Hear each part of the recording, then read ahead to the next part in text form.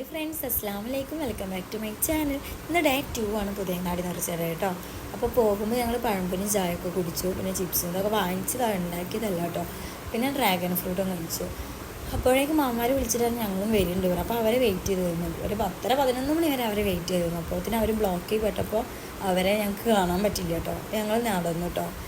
ഇവിടെ നിന്ന് കാരത്തൂരിൽ ഞങ്ങൾ പുതിയങ്ങാടി വരെ എത്തിയില്ല, കണ്ണംകുളം വരെ എത്തിയിട്ടുള്ളൂ. പിന്നെ അപ്പുറത്തേക്ക് ഞങ്ങൾ പോയില്ല കേട്ടോ.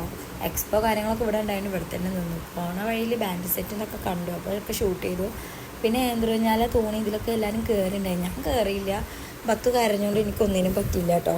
പിന്നെ എൻ്റെ അനിയനും എൻ്റെ ഫ്രണ്ട്സും താത്താൻ്റെ കുട്ടികളൊക്കെ കയറി കേട്ടോ. അപ്പോൾ അതൊക്കെ ഷൂട്ട് ചെയ്തതാണ്.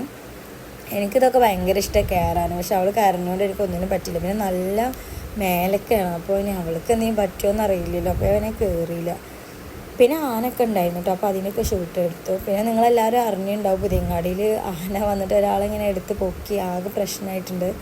ആൾക്ക് എന്തൊക്കെയോ പറ്റിയിട്ട് ആംബുലൻസിലൊക്കെ ആയിട്ടോ കൊണ്ടുപോയത്. അപ്പോഴേക്കും ഞങ്ങൾ വീട്ടിൽ പോയിട്ടുണ്ടായിരുന്നു കേട്ടോ.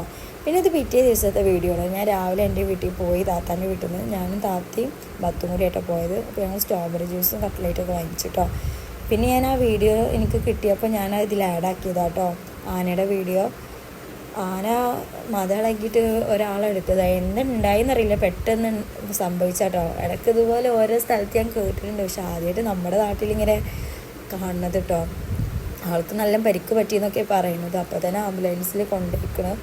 പിന്നെ ഒന്നും ന്യൂസൊന്നും അറിയുകയൊന്നും ചെയ്തിട്ടില്ല.